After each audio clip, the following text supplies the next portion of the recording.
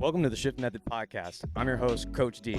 My goal is to shift the culture of health and fitness through evidence-based coaching and engaging content for the public and health fitness professionals alike. Thank you for tuning in, and I hope you enjoy this episode.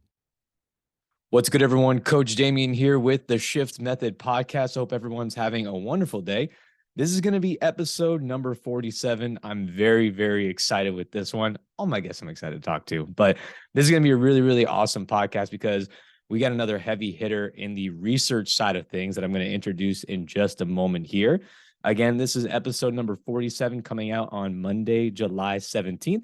So make sure this is kind of the middle of the month, y'all. So that August newsletter is going to be coming out in a couple of weeks. Again, if you want to subscribe, get all the major updates, see any sales we got going on. By August, we're going to have all that new apparel line and maybe a back to school sale. So be sure you check that out when it comes out. To subscribe to that, you just head to theshiftmethod.org and you fill out your email and your name, and you'll be put on that email list. Again, that's the first Monday of every month. And as always, we still got current apparel. We still got services for in-person and virtual coaching.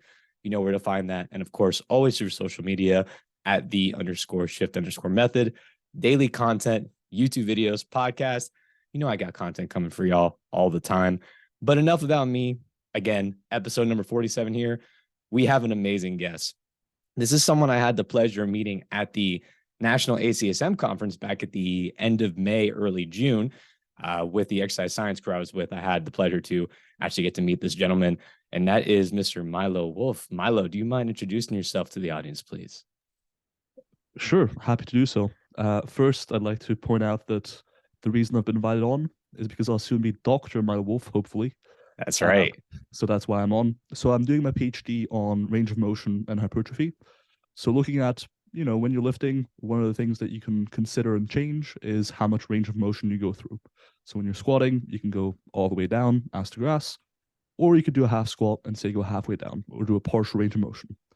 And the topic of my PhD was kind of just looking at how does range of motion during resistance training influence muscle hypertrophy?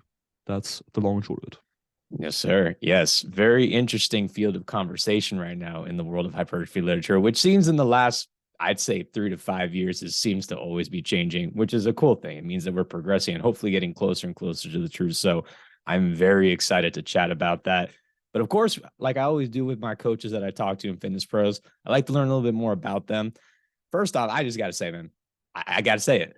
Wolf is a freaking dope name, man. Dr. Wolf, that's going to go pretty hard, I got to say. Thank you, man. I appreciate that. I've also been fortunate to have my first name start with M and my last name with W. So it's kind of like an inverse. So I'm actually currently looking into getting a logo done for my brand. That is cool.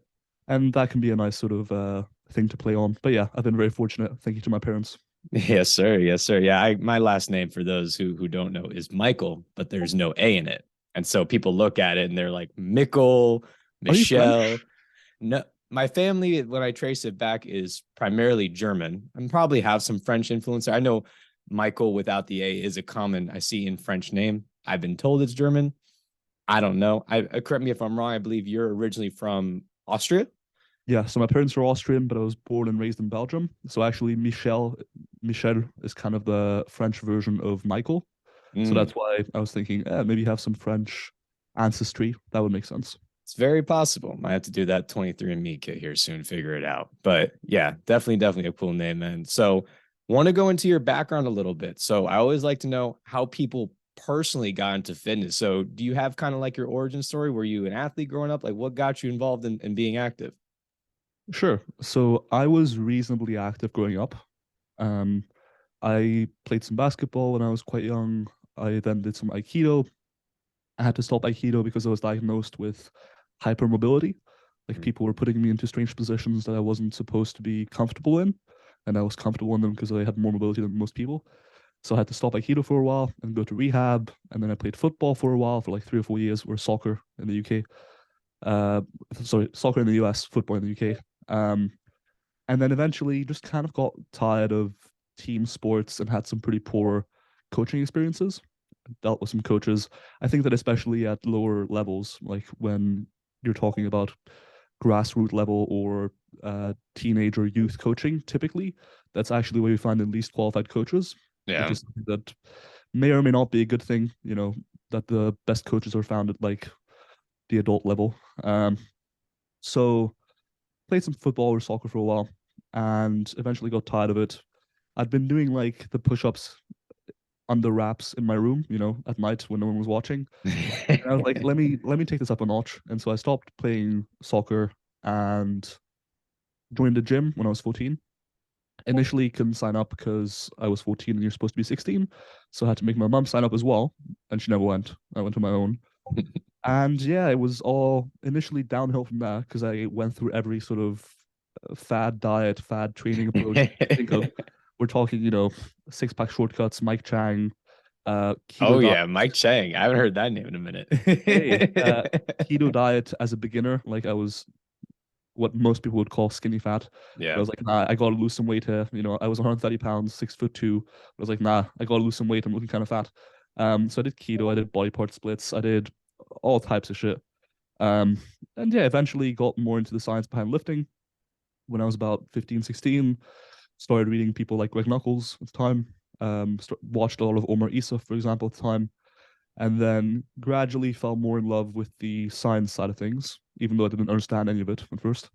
And when I was 17 and needed to apply for higher education, sports science was the one thing that kind of stood out as something I'd be passionate about. So I applied for it, got started, got my undergraduate degree in the UK in Loughborough University. And then from my undergraduate, went straight to a PhD program here down in Southampton. And I've submitted my thesis. And so hopefully in a few months' time, I'll be receiving my PhD. But fingers crossed, we'll see how it goes. Yes, sir. That's awesome. Yeah, the coaching side of things, I can definitely understand. It is unfortunate because a coach at that age and those young formative years of grade school, middle school, even to the high school level, can be very, very impactful on a young person's life. That's what coaching in sports is all about. Like, of course, obviously, as kids, you have aspirations of going to college with it or going pro, but we know that's not the reality for most people. But a coach can almost be like a father or mother figure, or kind of just that supporting role model in your life. And to have those negative experiences, it turns a lot of kids away. Oh, for sure. And it's difficult as well because I think usually most people want, like most coaches, it's the same in fitness as well. I think most coaches who first go into coaching really just want to coach like elite athletes for some reason, right? Like especially if you go to college for sports science and you speak to most people, very few of them will go to college with the aspiration of just coaching the average person. Mm-hmm. They want to compete and they want to coach at the highest level if they can. And kind of like how people don't want to coach the general population. And I think that's a misconception and kind of something people screw up a little bit. I think that there's a lot of merit to coaching the general population. I think that coaching the youth or children is generally frowned upon by like people who think that they know what they're doing. It's like if you know what you're doing, you're going to go and coach adults, not with the youth. And so oftentimes I think what you wind up having is very poorly qualified or relatively poor coaches at the youth level, which can, in my case, like very much turn me away from football or soccer rather, as a sport. So yeah, it's unfortunate, but it's kind of the reality of things at the moment, I think. Yeah, it is sad because, like you said, I've seen it too. Just like growing up or even like walking by currently, like going to a park and playing basketball and just hearing coaches is like, why are you talking to these kids like adults in the sense of like disciplinary action, right? I understand like being mature and talking with them, but they're like yelling at these kids, and I'm like, they're 9 years old, dude. They're gonna hate you if they don't already. Yeah, for sure. It's just not ideal. I think that the coaching style very much plays a role, especially in youth, where you maybe shouldn't treat kids the same way exactly as you do adults. And if you treat adults that way, Maybe. it's also a bad reflection upon you. But yeah, either way, not the best childhood experiences with coaching. And hey, maybe that's what eventually led me to study sports science. Who knows? They Freud is never out know. here. Yeah. Exactly. Yeah, Um, man. but yeah, and besides my actual education and my background, I also did compete in powerlifting once. So I've got some experience there. And I've also competed in bodybuilding, natural bodybuilding, and the men's open bodybuilding class. And as far as coaching experience goes, I've coached mostly general population, I would say, like generally gaining muscle, losing fat, gaining strength, that sort of stuff. But also some competitive bodybuilders, some competitive powerlifters. So some range there as well, but predominantly general population. And now you said, correct me if I'm wrong, you said you went to Southampton for your PhD program. Currently where I am, yep. What led you to go there? Was it you found a good program? Did someone refer you to it? How did you kind of get in that situation? Sure. So the university I'm at isn't a good university overall.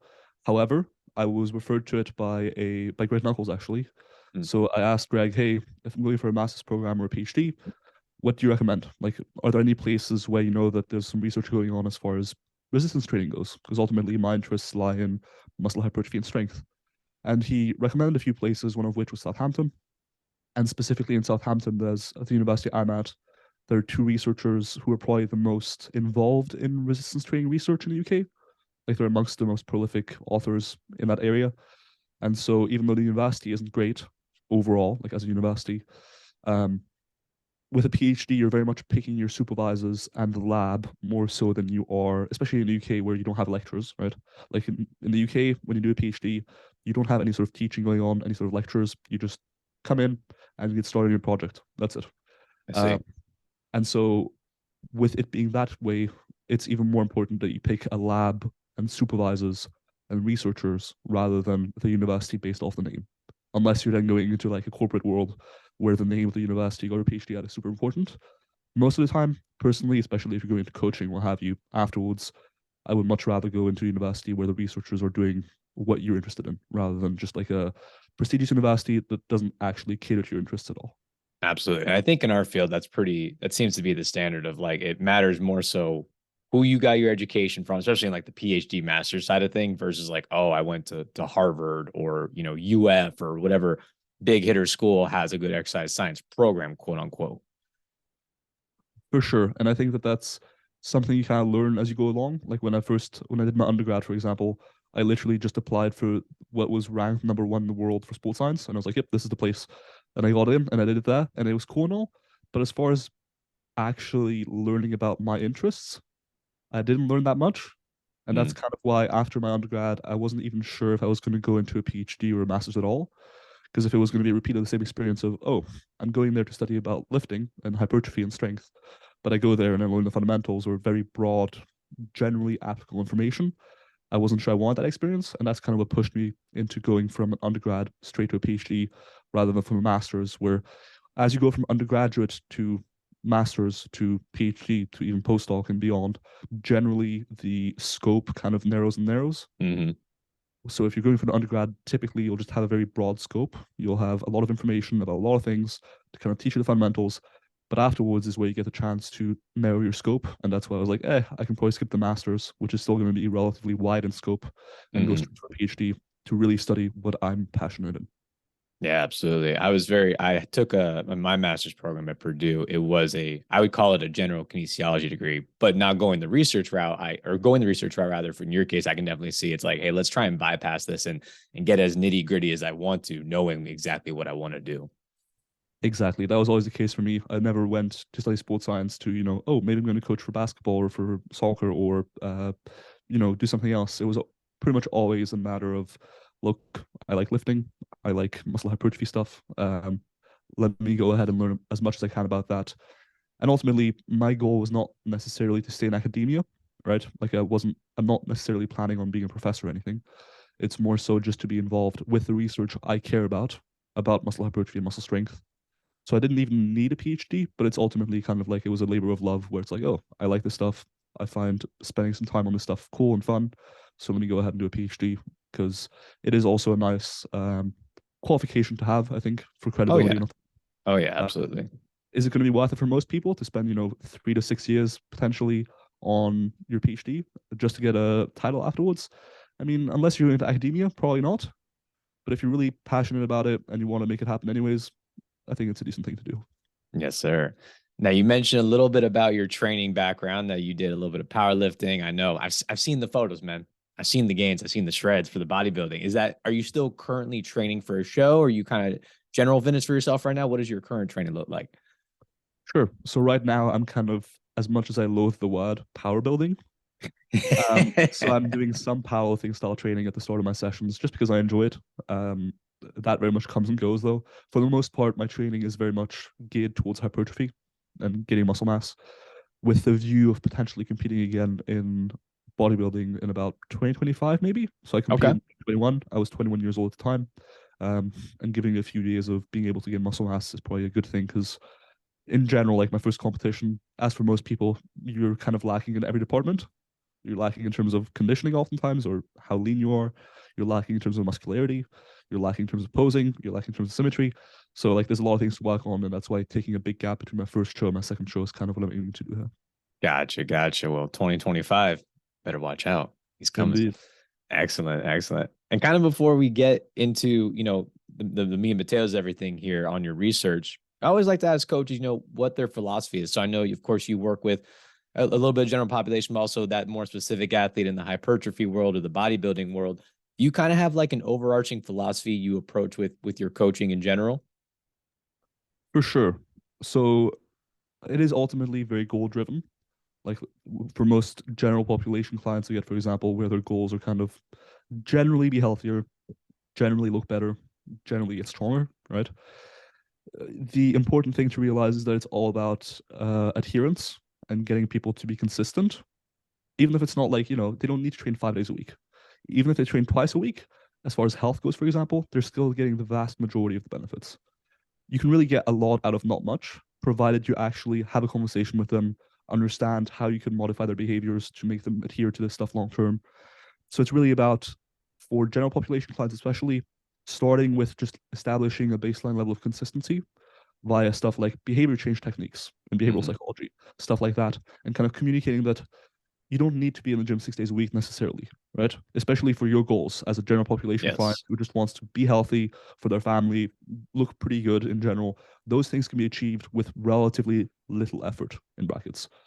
And then from that, it really depends on the client's goal. If they have the bandwidth in terms of like time in their life, et cetera, and the will to optimize their hypertrophy, let's say, or to optimize their strength, or to take it a step further and be more detail orientated, right? Like going from just let's track your calories to maybe tracking your protein per meal as well, to, like incrementally more detailed for more diminishing returns. That's kind of where I generally approach things. I start with a relatively, depending on where the client's at, like for competitive bodybuilders, oftentimes they come in and they can instantly just be jumped to the greatest level of detail because their consistency is already in place. But for most of my general population clients, it's more so about recognizing, okay, what things here really matter? Like what things here have the biggest impact, and how do we get you to perform those behaviors consistently? Yeah, it's so funny with the general population, and even with young coaches, I find there's some similarities in the sense of they think they need to do everything perfect, and especially with the general public, they go to, in my opinion, and it's no fault of their own. It's a big thing with media and marketing. Like some of the first questions, like what supplements should I take, and it's like, let's go to the gym twice a week. Let's do some solid training. Let's get you to enjoy this process. Let's make sure you're eating, solid whole foods that cover a wide array of vegetables, proteins, etc.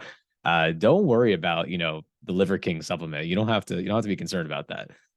Yeah, man. And it's also this conception that more is always a lot better, right? Like sure, I'm doing 6,000 to 8,000 steps a day now, but if I'm not doing 12, 15,000, my health is still terrible. If I'm not lifting 5 times a week as opposed to 3 times a week, my health must be suffering. When in reality, when you look at some of the data, it's like, well, if you're lifting 2 or 3 times a week and doing like 6 to 10,000 steps a day, you're already like 99% there, right? In terms of health, for example. Sure, you could do some additional cardio, or you could replace some of the steps with cardio, or what have you. Like you could change it up. But in terms of doing more, you wouldn't necessarily see nearly as much of a return as you might think, right? You might think that I'm not doing enough, etc. In reality, if you're consistently doing these things over years and years, you're doing enough, Yeah, absolutely. And I do see carryover with that to athletes across all dimensions. I work in the strength and conditioning world a little bit, but also with bodybuilding, we've all been there. We've all done, 10 sets of 10 on bench press, and we've done that, trying to do that 3 times a week. And it's like, this is volume, this is hypertrophy. It's like, if I really went back and looked at the intensity and effort of those sets, I guarantee you my RIR was probably at like a 6+. And I really wasn't pushing myself properly for the proper stimulus. And so athletes think more is better, more sets, more training, 3 hours in the gym is good. It's like, I mean, maybe there's a time and place, but really it's about quality work over quantity per se. For sure. And I think that, when you start lifting, especially, or when you're in the thick of it, oftentimes you do some pretty wacky shit. Like me, I was doing, like, as a beginner, for example, I was doing tricep days where I was doing like 25+ sets of triceps, some sets past failure, like forced reps or something. And it's just like, maybe don't. Maybe just take a reasonable approach. But yeah, the thought process that more is always better and it's got to be very intense all the time definitely leads some people astray. Yeah, I feel like as a young high school boy, there's a rite of passage chest day. It's the bench press followed by the incline dumbbells, followed by the decline flies, followed by the dips, followed by push-ups, burnout, and then maybe throw in some other thing here and there. I feel like you got to do it at some point. And if you're not doing 2 fly variations in the same session, you're wasting away. Absolutely. 100%. You got to get the decline, you got to get the flat, and you got to get the incline flies. Otherwise, it was useless. You might as well have not gone. 100%. Well, that's awesome, man. I like that philosophy, how it kind of ties. It's nice because I think a good philosophy can kind of span a wide range of people. And obviously there's going to be nuance for the general fitness versus the athlete you work on. But I really like that approach that you take. And for all my young coaches out there listening, again, you do not have to do everything all at once, nor do you have to do it perfectly.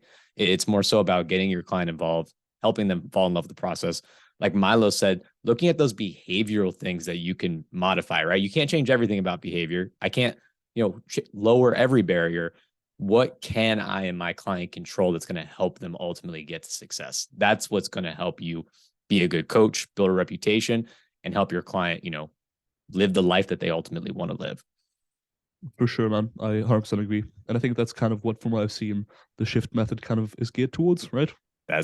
Man, look at you, man. I appreciate that. That's it. It's shifting the culture of fitness and health. And, like I tell people, a shift by definition is a gradual or incremental change over time. And as we know, in the fitness industry, you got to be, the things you say, your quotes, they got to be sexy. They got to sound good. They got to be exciting, right? As a young adult, or a young kid, seeing those videos about blasting your abs and doing this, that was exciting to you.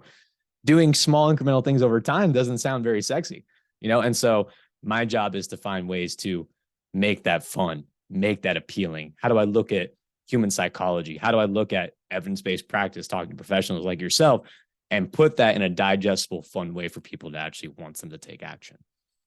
For sure, man. And what's interesting as well to me is that I've recently been reading a bit more behavioral psychology.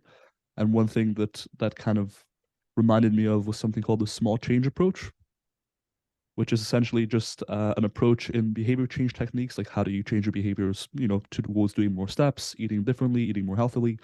That just is, rather than going from saying, you do 2,000 steps a day to 10,000 steps a day, saying, okay, well, you're doing 2,000 steps right now. Let's move that to 3,000 for next week, and gradually increasing it. And it seems to be actually pretty efficacious as far as like increasing activity, reducing energy intake. So a lot of good things, and it's interesting to see the parallels there as well. Absolutely. You ever heard the saying, what's the best way to eat an elephant? I have not. How's that maybe go? It's a more so American saying, the best way to eat an elephant is one bite at a time. I mean, that's true. You can't even deny it. Right. Yeah, people think you got to do these large giant changes or you have to conquer the entire thing at once. Like, no, you don't. Small wins stack over time, day by day, session by session, step by step. That's how you get there. For sure, man. That's cool. Yes. All right. Well, now we're going to talk about the thing that I'm really, really excited to chat about, and that is a little bit of your research. And so going to definitely let you kind of take the wheel here, sir, because I want to sit back and learn as much as possible. Your research primarily, and then research that you've collaborated with Dr. Schoenfield, if I got that right, is the topic of lengthened partials. Can you kind of break down exactly what that is in the context of hypertrophy training and kind of just talk a little bit about the research that you've done on this field? For sure. So as I mentioned earlier, when you're lifting, one choice that presents itself to you is how much range of motion you go through. For a squat, for example, you could go all the way down and all the way back up, and that's what we call a full range of motion. So we're going through the full range of motion that you could possibly go through in that given exercise. Alternatively, you could use any range of motion that's smaller than that. That would be a partial range of motion because it's less than the full range of motion. Now, there is some evidence coming out now suggesting that the muscle length at which you perform an exercise is quite important for hypertrophy. So a full range of motion kind of covers you pretty well in terms of it takes you through both shorter muscle lengths, like you can think the top of a bicep curl, where your biceps are quite shortened, they're contracted like the peak squeeze, right? But they also take you through the fully stressed position. So you go all the way down and you get a bit of a stretch in your biceps. Those muscle fibers are being lengthened. Now, Range of motion itself, like whether you do a full rep or a partial rep, doesn't seem to influence hypertrophy much. However, what does seem to influence hypertrophy is the muscle length. So there's some emerging evidence. There's been about 4 studies now comparing full range of motion to partial repetitions when those partial repetitions are performed at longer muscle lengths, right? So when you're talking about a squat, for example, and you're doing a full range of motion squat, ass to grass, and all the way back up, the average muscle length being trained for your quads, your glutes, etc., might be around parallel. Whereas if you're doing a lengthened partial, so you just go from ass to grass to about halfway up, you would shift the average muscle length being trained towards being more lengthened. Okay. So that's what we call a lengthened partial. Any sort of partial range of motion that allows you to shift the average muscle length being trained towards being longer. So most of the set is spent at longer muscle lengths than you would be spending your set in where you're doing a full range of motion. So just kind of shifting the emphasis towards longer muscle lengths, right? And that's what lengthened partials allow you to do. And there's some evidence now suggesting that lengthened partials are likely more effective for hypertrophy than full range of motion. So if your goal as a lifter, as someone who trains, is to see improvements in muscle size, there's now a pretty good likelihood that at the very worst, lengthened partials are as effective as full range of motion for hypertrophy, or potentially, and this is looking quite likely now, they might actually be better for hypertrophy than full range of motion training. Yeah. So that's kind of where we're at. And as a kind of general principle, this general trend of lengthened work is good for hypertrophy also applies when comparing full range of motion to, for example, shortened partials, where, for example, you're just doing a half squat, like a quarter squat, where you're just squatting at the very top. That would be a shortened partial because you're training through shorter muscle lengths than doing a full range of motion squat.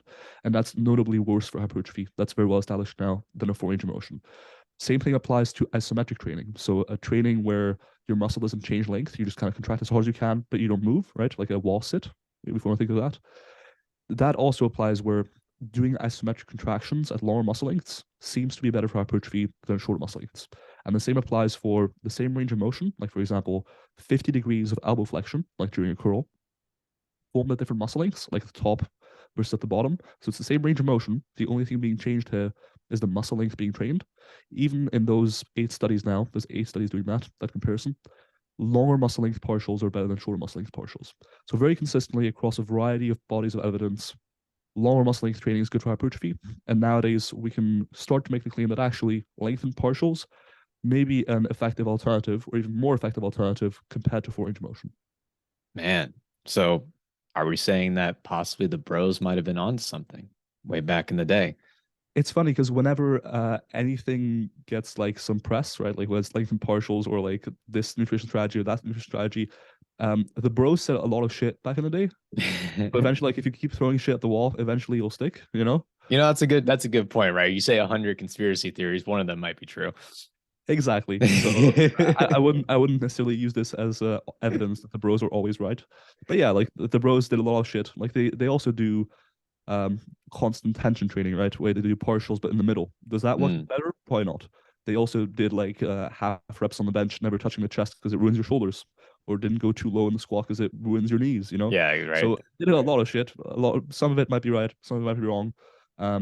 So yeah, that's how I view it. The final thing I'd say is that in terms of the size of the effect, right? Like I'm saying that lengthened partials might be better for hypertrophy than a full range of motion.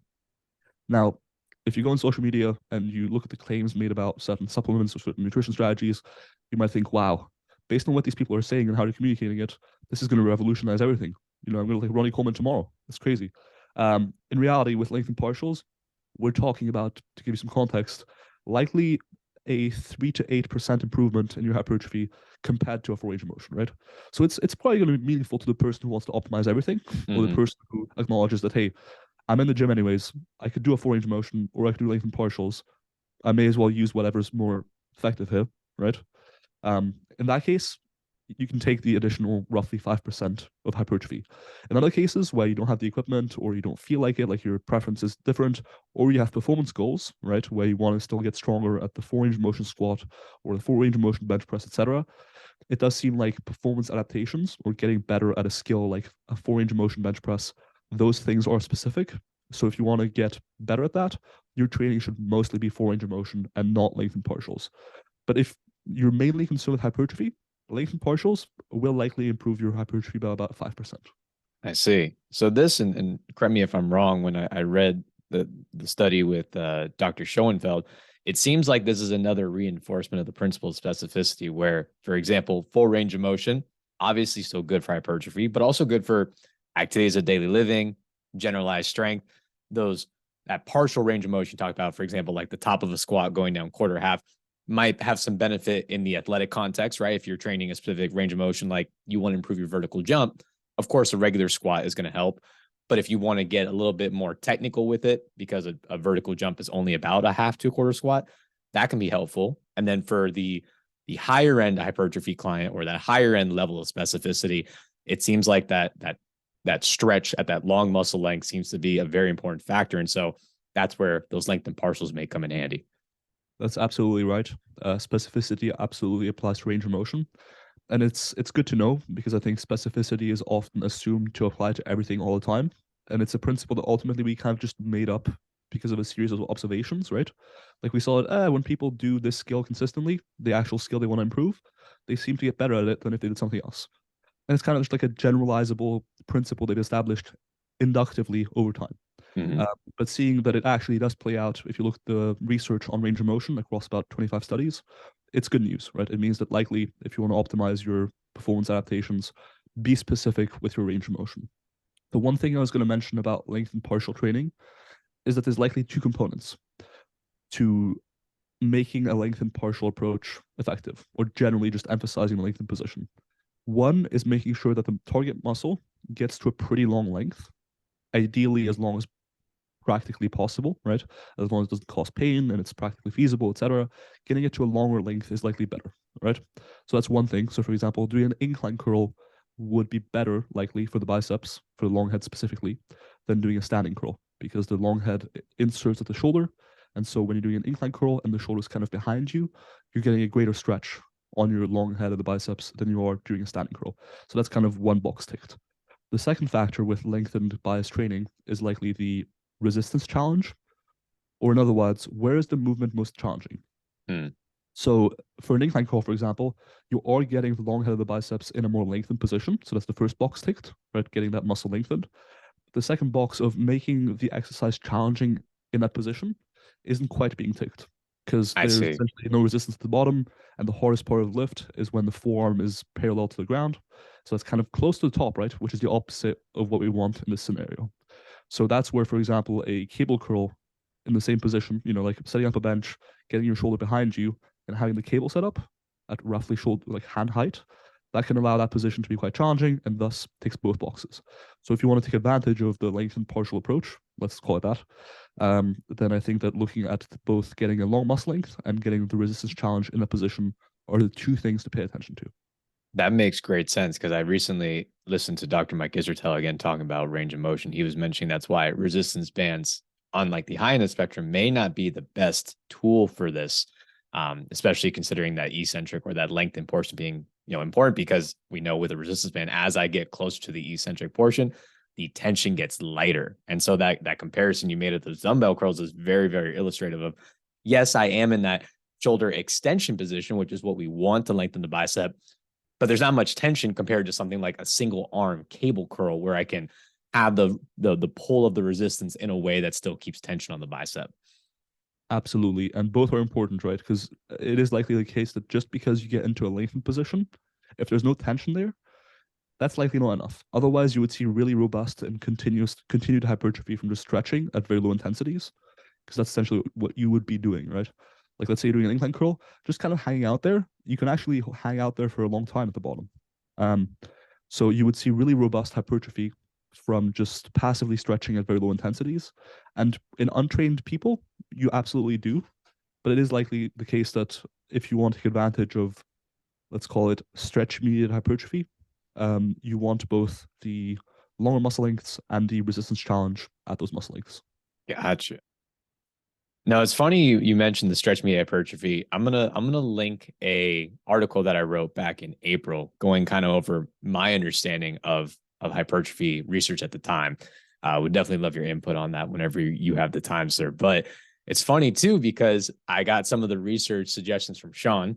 We know Sean Den, our mutual friend, and I was just looking over my notes, kind of getting ready for this podcast, and I realized, oh, I cited someone with the last name of Wolf before I even met him. That's pretty funny back in April. So that's where I heard about the research paper with Dr. Schoenfield, the systematic review and meta-analysis. But another thing that I learned this year, it's one of the coolest studies I've read this year, I've mentioned a couple of times, is that study by Warnke with the stretching of the calf. And so for those who aren't aware, with Milo mentioning that concept of stretch-mediated hypertrophy, and Milo, correct me if I'm wrong on this, it seems like that elongated stretch. So in this study where they put an orthotic on active males for their calf, they force them into a quite uncomfortable range of dorsiflexion for, I believe, an hour a day over the span of weeks. And they saw significant hypertrophy in the calf that was affected, I believe also in strength as well. And so that was interesting because there was no full range of motion. There wasn't even really technically resistance training per se. It was just holding a very elongated, stressful stretch. And so obviously some people immediately were like, you see, static stretching is the best thing ever. And it's like, hold on. First off, you're not stretching an hour a day. And yoga, while it is great, is not holding a static stretch like that every day. Second, probably that stretch was probably quite intense, I would imagine. I think that to be like on a 7 or 8 scale of like intensity every day. And what that highlighted for me is that it seems like that lengthen tension on the muscle is what is causing it. And I don't know if that's because of, I remember back in the day, and I think it might still ring true, that the eccentric portion of the movement where you're controlling and lengthening the muscle causes a certain amount of damage or stimulus to those mechanical receptors or to certain cells in the muscle, which promotes growth. And then just by holding that at that extreme is kind of fixating and telling the muscle like, hey man, like we're stretching, we're causing some damage or some mechanical signaling. And so you need to ultimately grow to prevent this from happening in the future. Is that kind of where we're at right now? So that's interesting for sure. The Warnke study is an interesting one. I think that there's a few things that I'd point out. One is that, as you mentioned, an hour a day for about 6 weeks, I believe, and a pretty intense intensity of stretching, right? Like about a 7 or 8 out of 10. So actually quite painful. I know personally one of the people who have tried to replicate this in their own like life. So Eric Helms, I'm not sure if you know him. I heard him he got an orthotic and tried it out. He tried it out, but he eventually gave up because it's actually quite painful, apparently. Ugh. So it's not the sort of stretching that you just do like, I don't know, between sets because your calf feels a bit tight. It's the sort of stretching that becomes highly uncomfortable after half an hour, whatever, of doing it, apparently. So that's one thing. I think it's more intense stretching than most people are accustomed to, which also likely leads to two things. The longer a muscle becomes, generally the greater the degree of passive tension, right? You can kind of visualize a muscle and the connective tissue that it uses as a rubber band. As you stretch out a rubber band, the more it gets stretched out, the more tension there is that's kind of wanting to push it back into its original shape, right? Mm-hmm. Original size or length. So with a passive stretch of a pretty high intensity, you're going to have a decent degree of passive tension being built up. Equally, because the device was almost pushing them into even further stretch, right? Like even more of a lengthened position, there was likely some degree of active tension being produced just to resist the orthotic device pushing them further into even longer muscle length. So there's likely a pretty high degree of passive tension and some degree of active tension being produced. Another thing I'd like to point out is that the population in which this was studied was a relatively untrained population, where it may just be the case that any training would have resulted in hypertrophy. Right. Like, it was an athletic population, but not one that was like resistance training consistently. And certainly with the calves, having actually performed a full study on the calves myself, which was a pain in the ass, but I did it. Not many people train their calves directly, right? It's not something people really do that much. Hashtag team no calves. Indeed, you know it. And so it wouldn't surprise me if their calves were quasi untrained and any training would have resulted in hypertrophy. Now, that's not to say that there isn't evidence around stretching itself without any like load causing hypertrophy, because there is, right? Like there's some data on stretching a muscle group between sets for that muscle group, right? Like let's say you're benching, right? Between sets, stretching your chest may be beneficial for hypertrophy. There's not a ton of evidence on this yet. And there's some evidence around the longitudinal or chronic adaptations to stretching as well. And it seems like stretching itself is a way to enhance hypertrophy in relatively untrained subjects. Now, just because you can see some hypertrophy in relatively untrained subjects doesn't mean it's the best approach, right? You can see hypertrophy from cardio or running, for example. Yeah, that's true. Relatively untrained subjects. Does that mean that, you know, at the IFBB level, you should be running for hypertrophy? Probably not. You probably should be lifting mostly. So just because something causes hypertrophy doesn't mean it's like the thing to go for. I think that you touched on something about mechanosensors, essentially, or things that sense tension and then initiate hypertrophy. There is some stuff around, for example, titin. That's one of the proteins involved in muscle contraction. It kind of anchors the myosin and actin filaments, the things that make your muscles contract. And when you're at long muscle lengths, the titin filament might be stretched out, leading to phosphorylation of some of the proteins, and eventually to signaling leading to hypertrophy. So there is some mechanistic evidence. Although I'll note, having recently read the paper by Wackerhage and colleagues from 2021 on the stimuli and sensors that initiate hypertrophy or muscle growth, that area of research it's dense, first of all, to read about. It's complicated. And secondly, it's very difficult to establish cause and effect. Because whenever you're trying to, let's say, look at the effect of a certain pathway on hypertrophy, right, like stretching, you can knock out certain genes that are involved in that pathway to see whether, okay, well, when we stretch and that gene is still activated, right, we see hypertrophy. But when it's knocked out and it doesn't work anymore, we see no hypertrophy. Therefore, that pathway is involved in hypertrophy. That's a reasonable inference. However, whenever you knock out a gene, or when you, for example, increase the load on a given muscle by removing another muscle, right? All those things have confounding effects. Of course. They cause injury, for example. If you remove one muscle to increase the load on another muscle, there's always confounding effects, and it's super difficult to tell exactly what's going on. So I wouldn't be super confident saying, yep, this is the mechanism, because we don't have a ton of clarity with a lot of these mechanisms. We can roughly say that tension in general is probably the main mechanism. It's likely that stuff like metabolites and muscle damage play a role. But beyond that, it's very difficult to ascertain this is what's happening in practice when you stretch and what's causing more hypertrophy. It's very difficult. Yeah, mechanism data. It's, of course, it's good for inferences and where to explore, but you're right, especially something at the molecular level like that. It's very difficult to isolate and say, this causes this. And then, like you said, you think you take away or you utilize that one variable, and then maybe you don't even get the result, or everything stays the same. And you're like, well, fuck, I guess we're back to the starting board. Yeah, absolutely. That's why generally when it comes to your own training, I would much more so rely on practical applied data, right? Like the meta-analysis on range of motion, where these things are actually, for the most part, things you could actually apply in the real world. And they're actually measuring hypertrophy directly.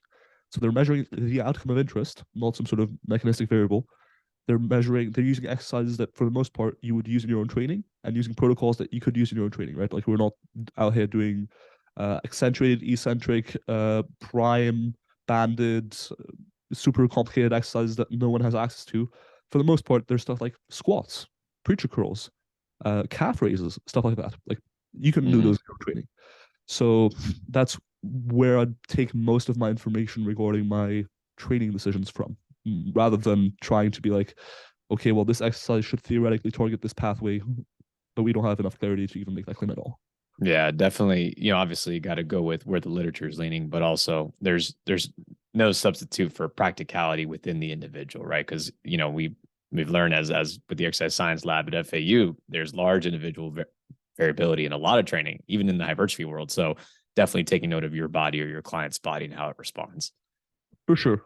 And it can be difficult to assess because there's a lot of confounders. Yeah. Like, hey, was it that one exercise you did? Or was it the fact that you had higher life stress or lower life stress for 6 months? Yeah, I was going to say, how's your sleep been now versus then? Yeah, exactly. And these bigger variables that you can't control often have a way bigger impact on your results than the small changes you make in your training, right? Like even the range of motion stuff we're talking about now. Let's say you went ahead and did length and emphasis training. And so on average, I would expect you to see 5% greater hypertrophy, right? Let's say for the time that you do it, next 3 months, you also have worse sleep. That alone could literally make your results go from, let's say, 105% with the 5% added by range of motion to like 70%. And you'd conclude, oh shit, the long muscle length stuff doesn't work for me, I guess. It's like, I mean, there's a good chance. There's a good chance it does. Yeah. And it was just overwritten by additional noise.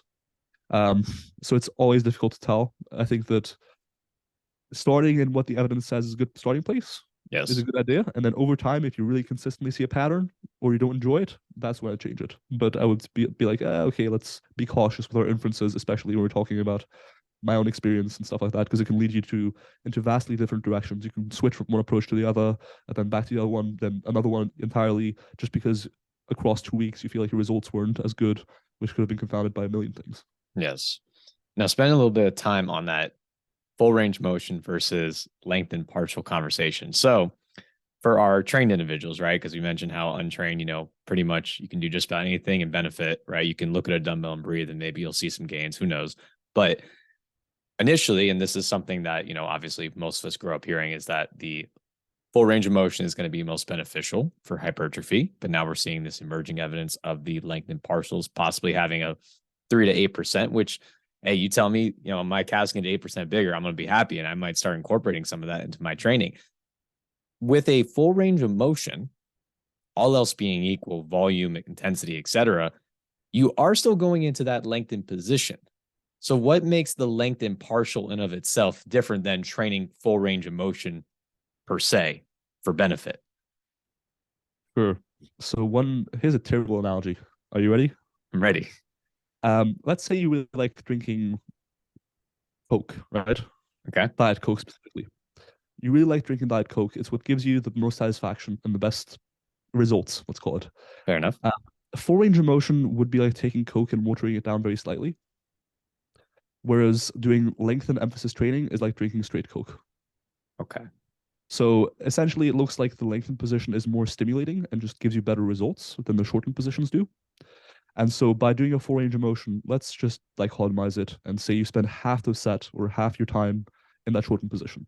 You're essentially cutting that Coke with half water, let's say.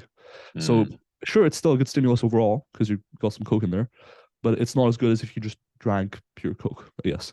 So that's kind of how I'd conceptualize it. It does seem like it's more about shifting the average muscle length towards being longer than it is about like the spectrum or the variability. Because if it was just about reaching at some point in your set the longest muscle length possible, a full range of motion would give you the same benefits as lengthened partials. However, it seems like lengthened partials give you a better result in hypertrophy. So it seems like it's not, because both approaches, the full range of motion and the lengthened partial, will expose you to that longest muscle length, but the lengthened partial will also shift the average muscle length to being longer. And it seems like that latter detail is what's important to hypertrophy. I see what you're saying. So to use the easy example of a bicep curl, right? Let's say I do a 3-second eccentric. I try to minimize any relaxation at the bottom. I do a 1-second concentric and a 1-second pause. So roughly about a 5-second per repetition, right? I do spend at least about 2 seconds of it in that concentric or lengthened position, and maybe closer to 1, maybe 2 seconds in that really long position. Versus if I do the lengthened partials, I can spend a greater amount of time or a greater percentage of my time in that set in that position. And therefore, when I equate the variables, it seems like that's going to have a more robust effect. You got it. That's exactly how to conceptualize it. And what's interesting to know as well is that if you're doing full range of motion right now, there's 2 ways you could still use full range of motion and likely make your results a little bit better for hypertrophy. And that would be to, one, pick exercises that, by virtue of the machine being better or what have you, allow you to get into a more lengthened position. Like I'm sure that especially if you're above about 5'10", for example, you'll have noticed that some machines aren't really built for you. You can't get a full stretch and a full contraction, or you can't get a full stretch at all.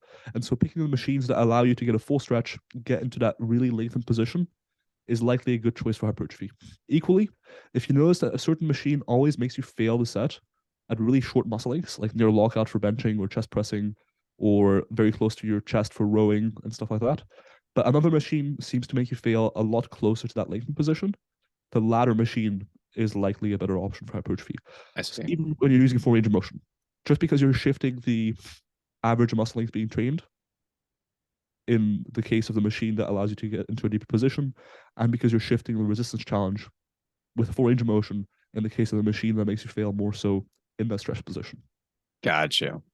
Now I'm going to try and make this as clear as possible. So apologies if this sounds messy. So let's use the example of the bicep curl again, right? Easy one to conceptualize. When I'm doing full range of motion versus a lengthened partial. Let's use the example, like you said, of the single arm cable curl. So we really get in that position we look for, right? Full range of motion versus only doing the partial in that range of motion. How am I equating volume in this context to make sure that there's an equal comparison? Is it just rep for rep? And then I also am curious, because I would imagine so that you could probably use a heavier load by doing partials, because the effort is, while the intensity or the reps in reserve you used, you're hoping to get a similar result. I would imagine that because you're only doing half the range of motion or a portion of it, you can probably get away with a little bit heavier weight. How do you equate those when looking in the research? For sure. So when looking at the research, what's generally done is that sets are performed to failure. So that equates for relative intensity. So that the full range of motion group and the lengthened partials group trained reasonably the same in terms of difficulty. Another thing that's done is that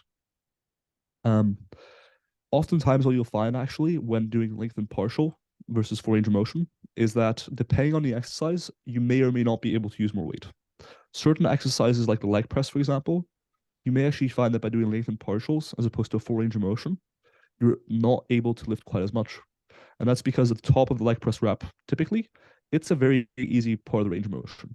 You can essentially rest. It's like taking a mini 2 to 3 second rest between each rep. I wouldn't say it's actual rest because you're still contracting and everything, but compared to that lengthened position, that position is super easy, right? So in certain cases, you'll find you'll be able to use less weight using lengthened partials.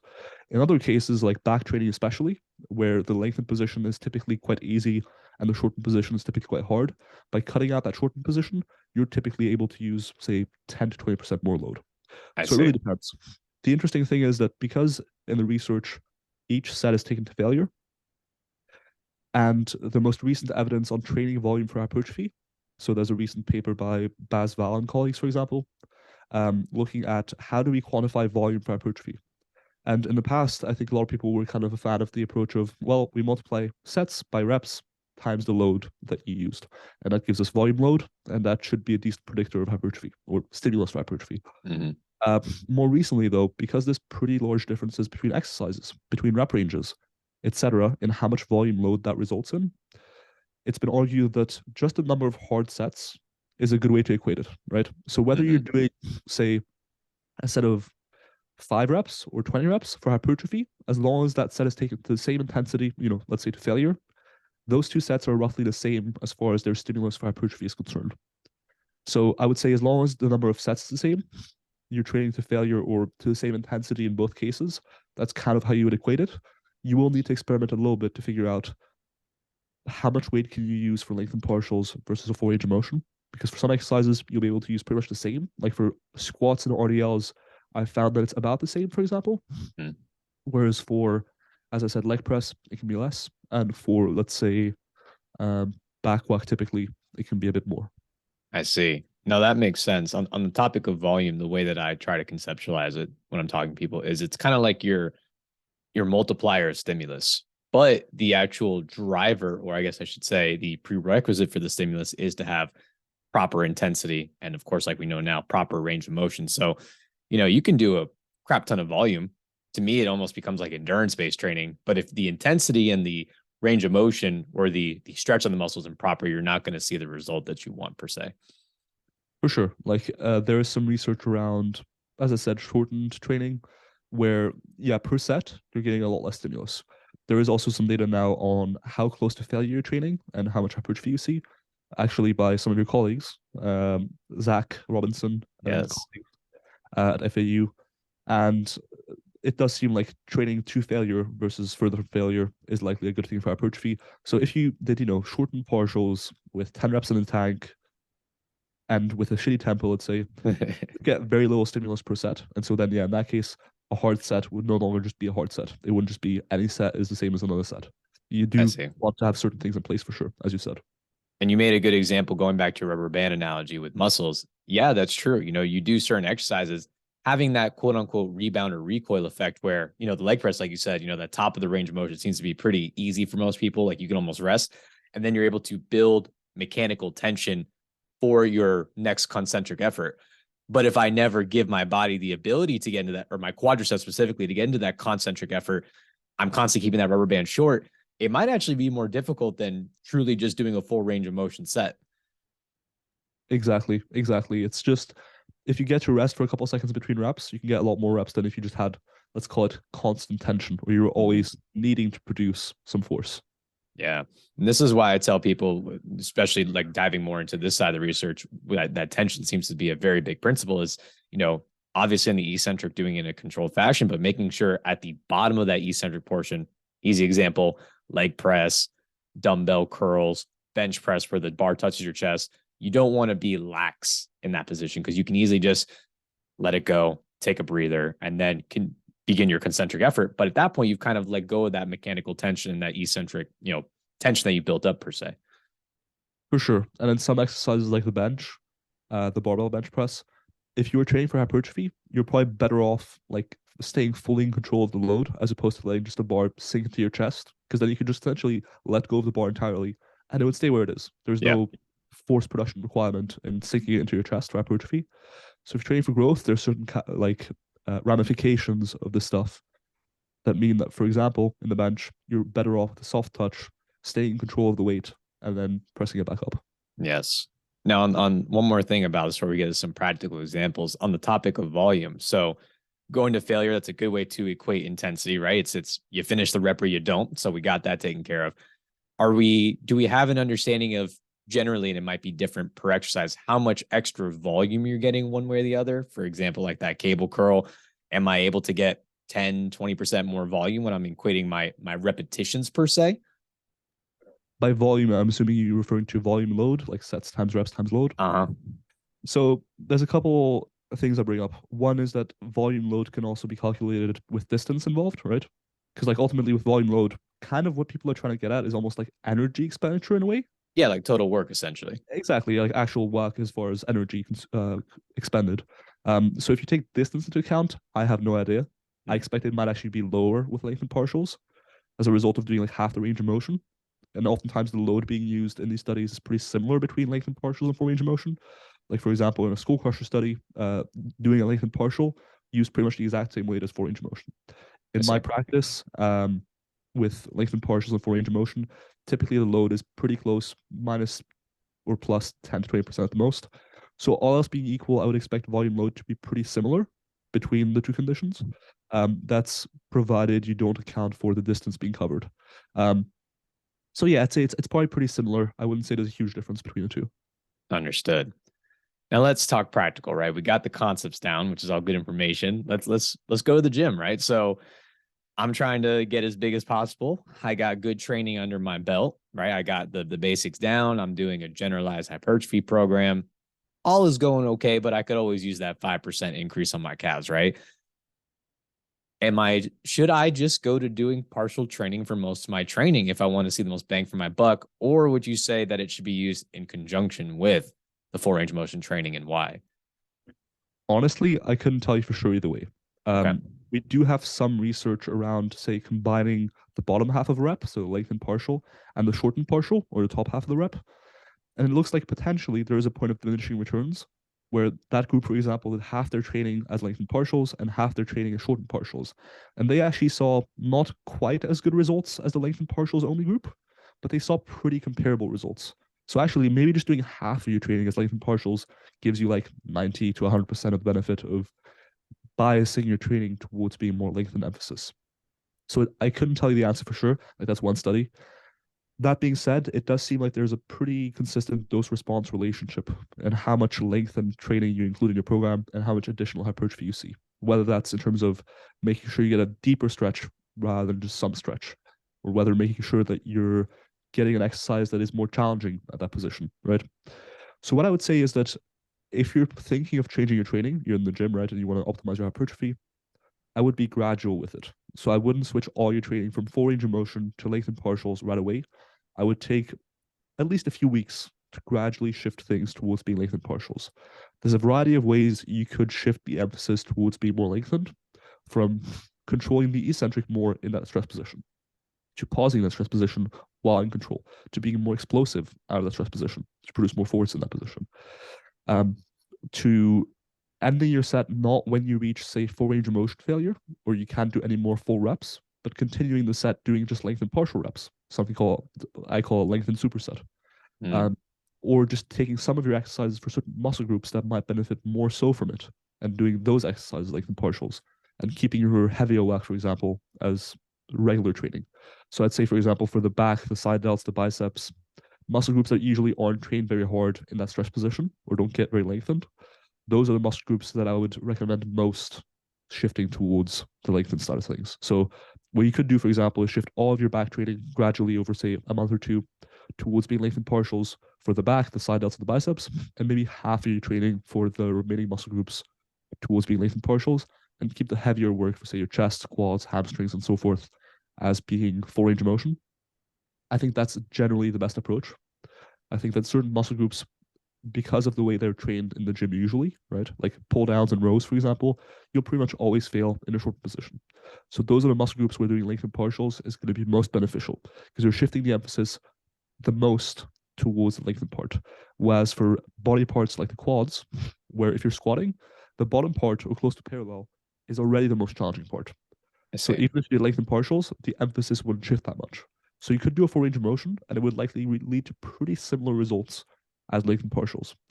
So that's why for those body parts, I'm perfectly fine with people, say, doing only half their training as lengthened partials. But for body parts like the back, the side delts, the biceps, that's where I'd recommend shifting more of your training towards lengthened partials. Make sense? I see. Yeah, absolutely. So to kind of summarize, like you said, we'll use the back as an example, as you mentioned. Now it seems like a good muscle group to kind of structure that. Maybe week one, let's say I got, one lat, one, or I guess I can say one vertical, one horizontal pull in my back training for the day.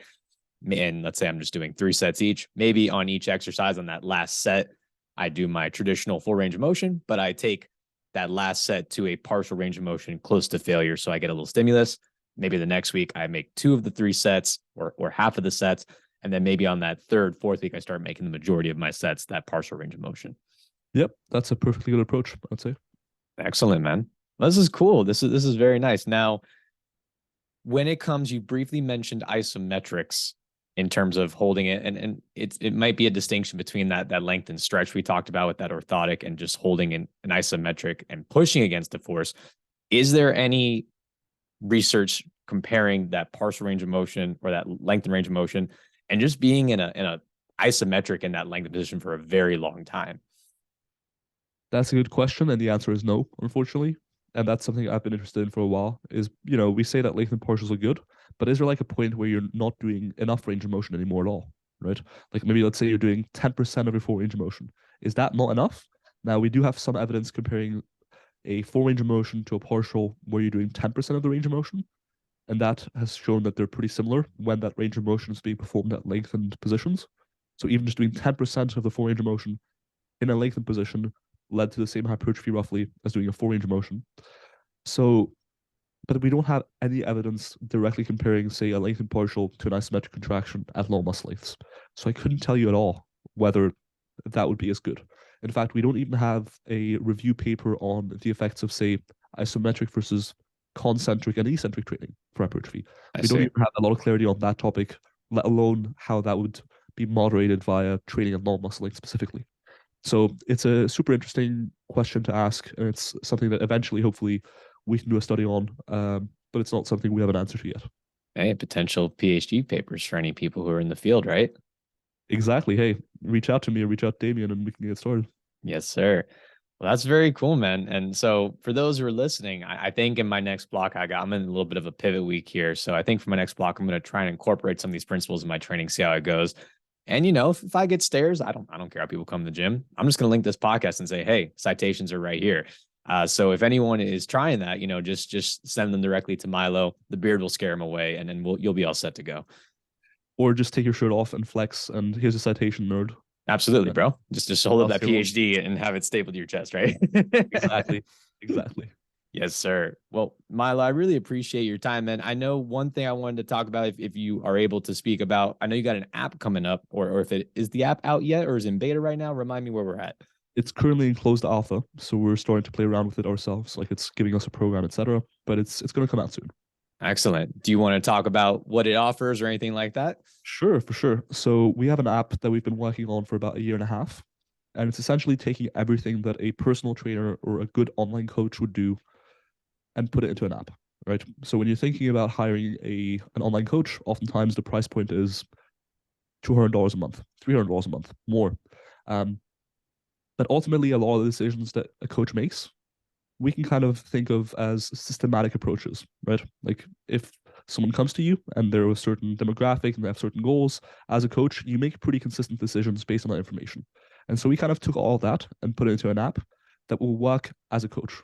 So you sign up for the app, you pay likely about $20 a month, so about a tenth of what you pay for a coach, and often less than what you pay for a gym membership. And you tell it, hey, what's your age, height, weight? What are your goals? When can you train? How long can you train for? What are your priorities as far as different muscle groups? Do you have general goals? Do you have specific goals? Are you competing in powerlifting? Are you competing in bodybuilding? All that stuff. And the app will give you a program to run.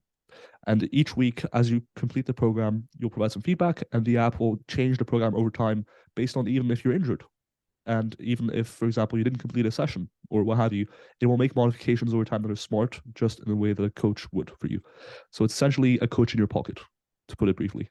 That's what we've been working on for a year and a half. And hopefully within the next 2 to 3 months, there should be a version up on the market. So keep an eye out for that. It's called MyoAdapt. So Myo, MYO, and Adapt. And that'll be out within the next 2 or 3 months. So keep an eye out for that. MyoAdapt, very exciting. This is the future, people. With people get scared of AI, but I think if utilized properly, it will have potential to make not only our lives better as coaches, but make it more affordable and make a better reach for people. So I always love hearing about fitness tech, and I know with the time and effort that you're putting into it, man, you're going to make a great product for people. So I'll be sure to link that the second that it comes out. So thank you so much for working on that, and thank you again for your time, dude. This was a really, really cool conversation. I learned a lot. And like I said, I'm going to start trying to incorporate some of these things in my training. And for those who are trying to get big in the gym, maybe give it a shot here if y'all enjoyed this conversation. But Milo, anything else that you want to plug, sir? Please let the people know where they can find you, what you got going on. First of all, thank you for having me. With regards to MyoAdapt, there's actually a website up already where you can sign up for just a newsletter, and when it comes out, you'll be notified. So that's myoadapt.com, MYOAdapt.com. And then for my personal stuff, I've recently been getting more into YouTube production. So hopefully a lot of videos coming out, one every Wednesday and Saturday. So if you search my name, or rather if you search Wolf Coaching, so my last name and coaching on YouTube, you'll find my channel. And again, 2 videos a week. And then for general stuff like my social media and my research, you can find me at Wolf Coach on Instagram. And then you can find my research on ResearchGate. If you just type into Google ResearchGate Milo Wolf, my profile will come up, and you can see all the research that I've done if you want to delve deeper into any of this stuff. Excellent. And I'll be sure to link all that down below, especially that research, because I know for my audience that are interested in reading up and actually seeing the research we talked about here today, you can get into the nitty gritty.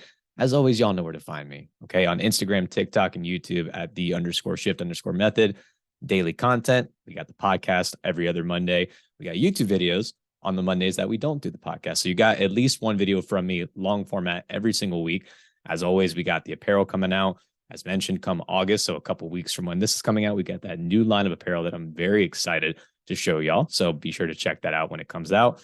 You can join the newsletter to get updates. You just head to theshiftmethod.org. Put in your information, and of course, coaching opportunities, right? In person, virtual, or just those custom training templates. If you're trying to train on a budget, just head to theshiftmethod.org, click the services tab, or click any of those take action buttons, and you'll be able to work with me ASAP.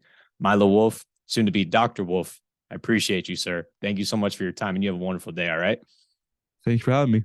Yes. Later, everyone.